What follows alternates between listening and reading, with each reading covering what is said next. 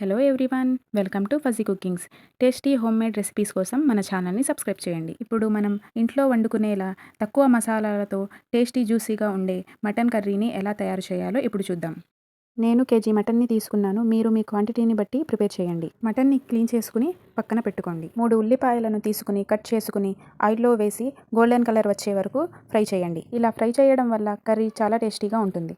ఇలా ఉల్లిపాయలు golden colour వచ్చిన తర్వాత క్లీన్ చేసి పెట్టుకున్న మటన్ని వేసుకుని 1/2 టీ స్పూన్ పసుపు, తగినంత ఉప్పు, 3 టేబుల్ స్పూన్ల కారం వేసి కొద్దిగా వాటర్ని వేసుకుని బాగా ఉడకబెట్టుకోవాలి.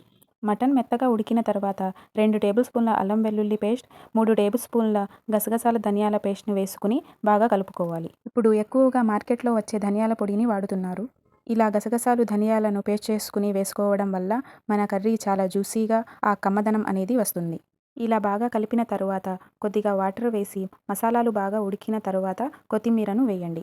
అంతే, ఇంట్లో చేసుకునేలా ఎంతో ఈజీగా టేస్టీ అండ్ జ్యూసీగా ఉండే మటన్ కర్రీ రెడీ. ఇలాంటి మరెన్నో హోమ్మేడ్ రెసిపీస్ కావాలంటే మన ఛానల్ని సబ్స్క్రైబ్ చేయండి.